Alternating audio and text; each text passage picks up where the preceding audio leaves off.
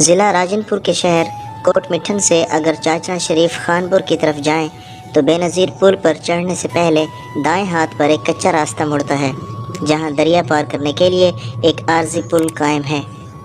اس پل کے نزدیک حفاظتی بند کے ساتھ ایک حیران کن منظر آپ کو اپنی جانب متوجہ کرے گا۔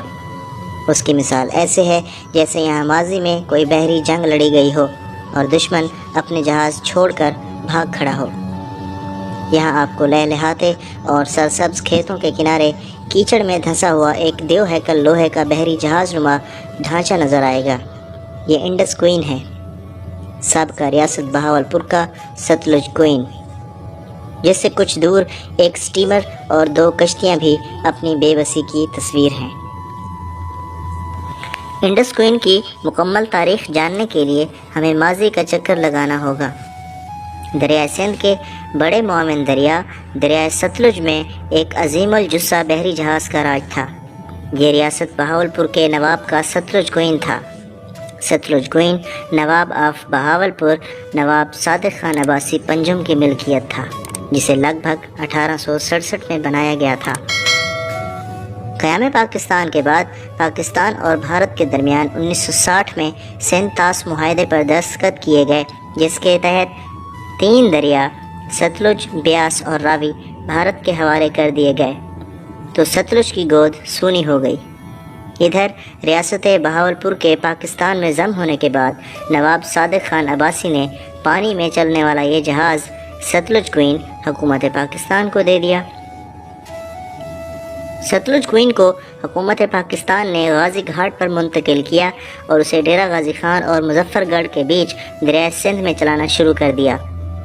سندھو ندی میں آنے کے بعد یہ ستلج سے انڈس کوئین ہو گیا۔ غازی گھاٹ کے مقام پر پانی کے تیز بہاؤ کے پیش نظر انڈس کوئین کو 1996 میں کوٹ مٹھن منتقل کر دیا گیا، جہاں یہ مٹھن کوٹ سے چاچڑا کے درمیان پوری شان و شوکت سے چلتا رہا۔ مقامی افراد کی طرف سے فراہم کردہ معلومات کے مطابق یہ وہ جہاز ہے جسے نواب آف بہاولپور نواب صبح صادق نے حضرت خواجہ غلام فرید رحمۃ اللہ علیہ کو تحفے میں دیا تھا۔ حضرت خواجہ غلام فرید رحمۃ اللہ علیہ کی نگری کوٹ مٹھن اور چاچڑا شریف کے درمیان ٹھاٹھے مارتا دریائے سندھ بہتا ہے، جس کی وجہ سے خواجہ صاحب سے ملاقات کرنے والے مریدین کو دشواری پیدا ہوتی تھی اور خواجہ صاحب کو بھی چلہ کشی کے لیے روہی یعنی چولستان جانا پڑتا تھا۔ اس لیے نواب آف بہاولپور نے یہ بحری جہاز خواجہ صاحب کو تحفتاً دے دیا تھا، جو کافی عرصہ استعمال میں رہا۔ اس جہاز نے اپنا آخری سفر 1996 میں کیا تھا۔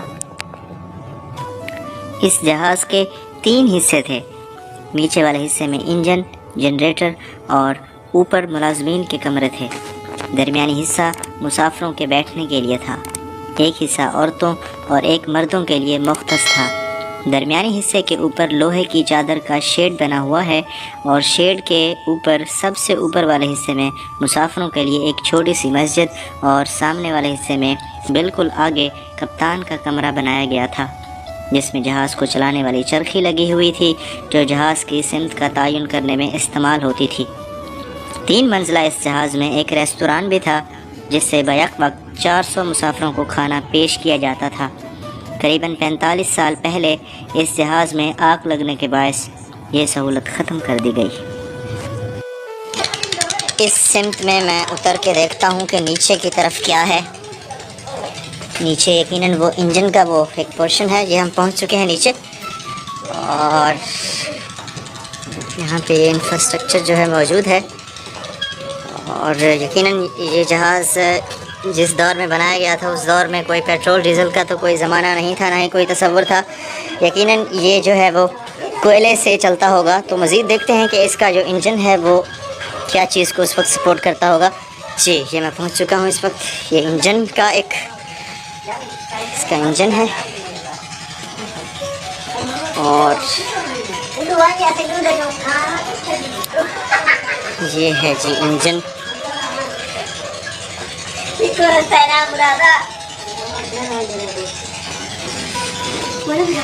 مزید ہم چلتے ہیں۔ مجھے یاد آ رہا ہے ٹائٹینک کا وہ سین جس میں وہ ہیرو ہیروئن جو ہیں وہ نیچے سے گزر کے جاتے تھے، تو یہ وہی اسی طرح کے مناظر ہیں، اور نیچے راہداریاں بنی ہوئی ہیں، فرسودہ بالکل زنگ شدہ لوہا۔ یہ گیس کے سلنڈر معلوم ہوتے ہیں، اور مزید آگے ہم جائیں گے تو مزید آگے بھی ہم دیکھتے ہیں کہ انفراسٹرکچر جو ہے وہ یہ نیچے، اور یہ آپ دیکھ سکتے ہیں اس چھت کو کور کیا گیا ہے لکڑی کی ان ڈنڈیوں کے ساتھ، اور یہ بالکل ہم اس بحری جہاز کے منہ کی طرف پہنچ چکے ہیں، اور اوپر یہ کچھ لوگ آئے ہوئے ہیں، اور یہ رہا اس جہاز کا بالکل آگے والا نوکر کا حصہ۔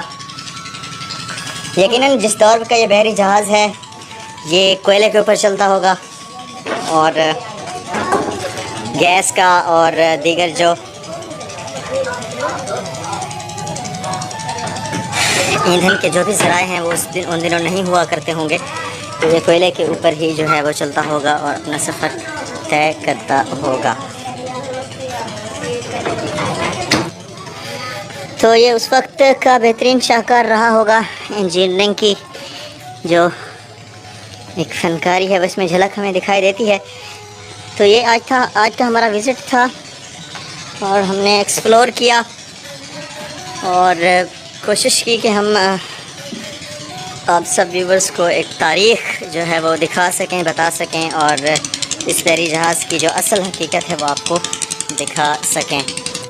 2010 کے سیلاب میں پانی اس جہاز کے اوپر سے گزر گیا، اور یہ جہاز کیچڑ سے لت پت ہو گیا۔ اب بھی اس کا انجن کیچڑ سے ڈھکا ہوا ہے۔ خاندان فرید سے تعلق رکھنے والے مذہبی اور سیاسی رہنما خواجہ عامر فرید کہتے ہیں کہ ہم نے ریاست بہاولپور کی یادگاروں، بہاولپور ریاست کے عوام، ریاست کے آثار قدیمہ، ریاست کی تاریخی عمارتوں اور اداروں کے ساتھ جو امتیازی سلوک روا رکھا ہے، اس کی ایک مثال انڈس کوئین ہے، جسے مکمل بے پرواہی کے ساتھ نظر انداز کر دیا گیا ہے۔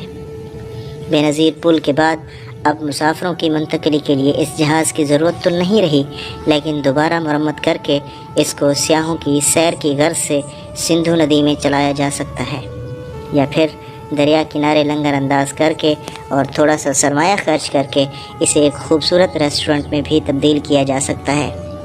سوچیں کتنا خوبصورت منظر ہوگا جب رات کو دریائے سندھ کے پانیوں میں روشنی میں نہائے ہوئے انڈس کوئین ریسٹورنٹ کا عکس پڑے گا۔ اور میں وثوق سے کہتا ہوں کہ یہ جہاز اگر لاہور میں ہوتا تو آج جگمگ کرتا پانیوں میں چلتا ایک خوبصورت بوٹنگ ریسٹورنٹ ہوتا۔ ضرورت اس امر کی ہے کہ اس قیمتی اور تاریخی ورثے کو برباد ہونے سے بچایا جائے، اسے بحال کیا جائے اور سیاحت کے فروغ کے لیے استعمال کیا جائے، ورنہ آج سے چند سال بعد اس کا ڈھانچہ بھی ناکارہ قرار دے کر سکریپ کے طور پر بیچ دیا جائے گا۔